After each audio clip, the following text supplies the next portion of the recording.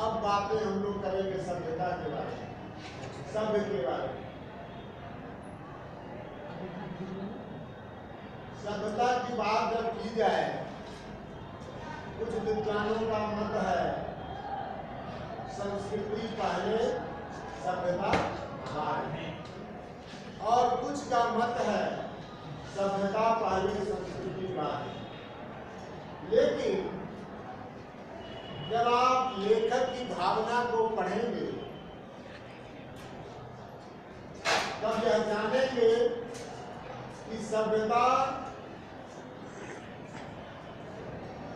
स्वयं का परिणाम नहीं, स्वयं का वो परिणाम नहीं है।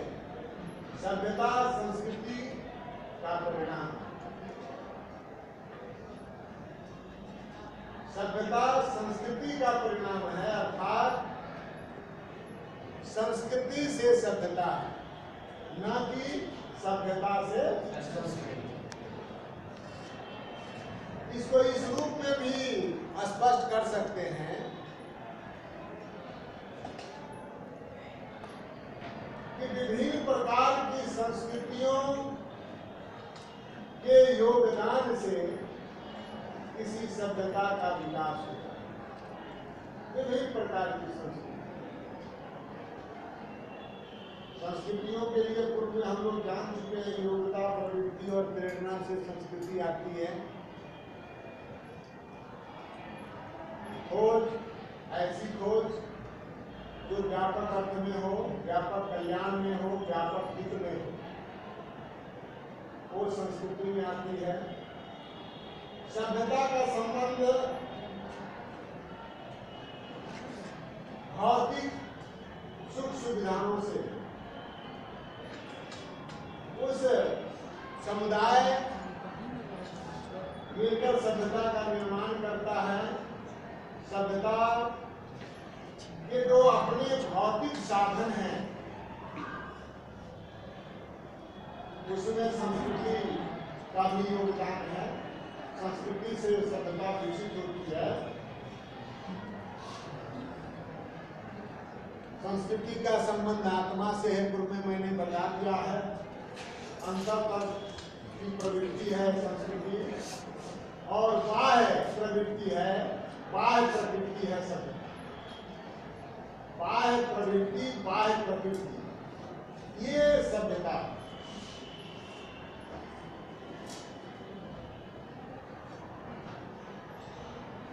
हमारे जो खान पान है, पहनावा है, आना जाना है, अपने समुदाय की रक्षा के लिए जो हम मार काट करते हैं, हिंसक प्रवृत्तियां अपनाते हैं, एक दूसरे पर आक्रमण करते हैं, अपने में साम्राज्यवाद का भाव लाते हैं और अपने भूभाग को बढ़ाते हैं, दूसरे के हिस्से को हड़प कर। ये जो प्रवृत्तियां हैं, ये सब सभ्यता के अंतर्गत आते हैं। हमारे जो खान पान है, पहनावा है, रहन सहन है, हम एक दूसरे जगह जो आते जाते हैं उसके लिए जो संसाधन का प्रयोग करते हैं, जो अपने लिए संवाद प्रेषण के लिए साधनों का उपयोग करते हैं, अपने क्षेत्रफल को बढ़ाने के लिए जिस भाग में हम रह रहे हैं, जिस राज्य और जिस राष्ट्र में हम रह रहे हैं, उसके भूभाग को बढ़ाने के लिए हम साम्राज्यवाद नीतियों को अपनाते हैं और दूसरे के क्षेत्रफल को हड़पते हैं, उसके लिए हम मारकाट करते हैं। इसके अलावा दूसरे की भू संपदाओं का हनन करते हैं। जैसे हमारे यहाँ कल कारखाना है, किसी भूभाग में उसके कच्चे माल है, हम उस पर आक्रमण करते हैं, उस भूभाग को कब्जा करते हैं। तो इन तरह की जो प्रवृत्तियां हैं, ये सभ्यता के अंतर्गत आती है, न कि संस्कृति में।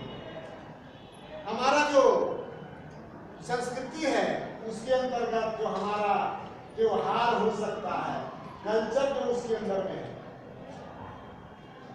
जब हम कोई उत्सव मनाते हैं उसमें जो हम भावात्मक रूप से कुछ देते हैं, वो संस्कृति से आई हुई सभ्यता में वो है।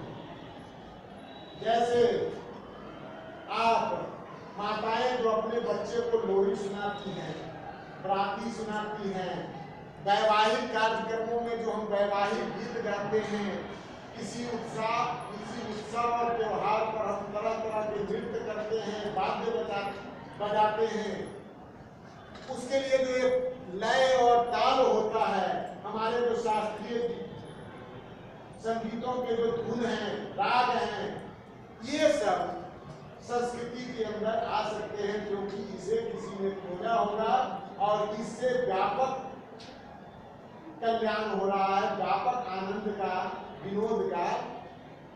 विनोद की प्राप्ति हो रही है।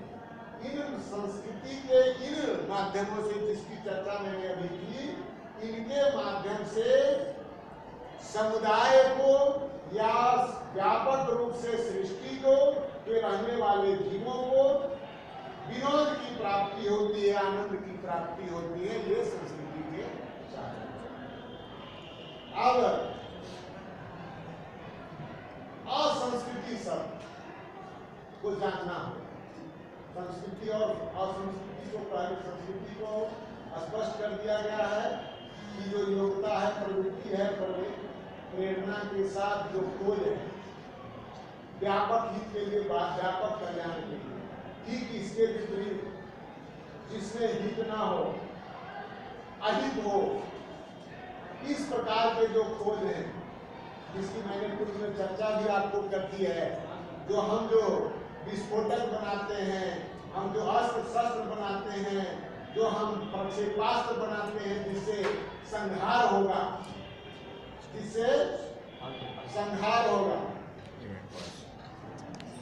संस्कृति के अंतर्गत रखेंगे विनाशक, संस्कृति के अंतर्गत कल्याणकारी, और असंस्कृति के अंतर्गत जिससे समष्टि का या समुदाय का अकल्याण होगा। हो सकता है किसी क्षेत्र विशेष को उससे अकल्याण हो, किसी समुदाय विशेष की हानि हो, किसी प्रजाति विशेष को हानि हो, लेकिन जिसमें अकल्याण की भावना है वो संस्कृति के अंतर्गत नहीं रखा जा सकता। संस्कृति के अंतर्गत केवल कल्याणकारी खोजों को, जिसका व्यापक रूप से लाभ होना है, उस खोजकर्ता को संस्कृति के अंतर्गत रखें। अब आता है कि संस्कृति बंटने वाली चीज है या नहीं। पहले ही हमने कह दिया कि जो योग्यता, प्रवृत्ति, प्रेरणा से व्यापक कल्याण के लिए खोज करता है, वो संस्कृति है। इस रूप में खोज करता, क्या खोजकर्ता का खोज बन सकता है, विभाज्य हो सकता है? इसका मतलब संस्कृति अविभाज्य वस्तु है। संस्कृति जो है अविभाज्य वस्तु है, उसको बांटा नहीं जा सकता, उसका उपभोग किया जा सकता, उपयोग किया जा सकता है, उसका उपभोग किया जा सकता है, उसका उपयोग किया जा सकता है। और संस्कृति में कल्याणकारी भाव, संस्कृति की विशेषता है, उसमें कल्याण करने की भावना है, अर्थात वो कल्याणकारी भाव की है। और संस्कृति अस्थायी है, संस्कृति अस्थायी है, अस्थायी चीज नहीं है। सभ्यता अस्थायी, सभ्यता क्या है? अस्थायी, लेकिन संस्कृति अस्थायी है।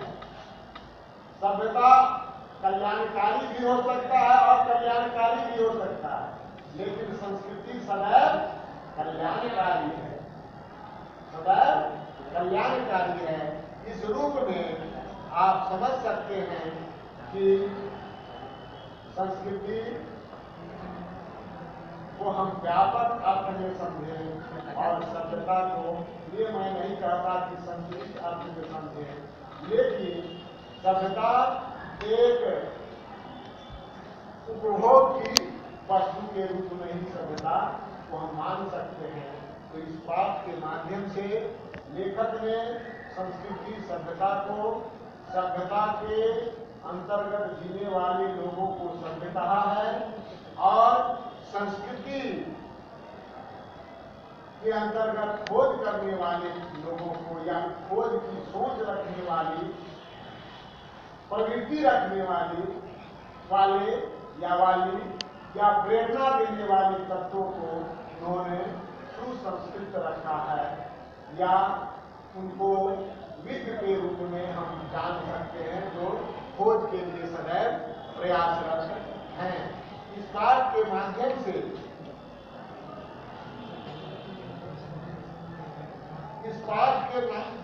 से संस्कृति को रक्षणीय वस्तु के रूप में बताया गया। रक्षणीय मतलब जो रक्षा करने योग्य है, वह वस्तु जो रक्षा करने योग्य है। जब संस्कृति कल्याणकारी भाव की है, अस्थायी है, तो ये रक्षणीय क्यों नहीं हो सकती?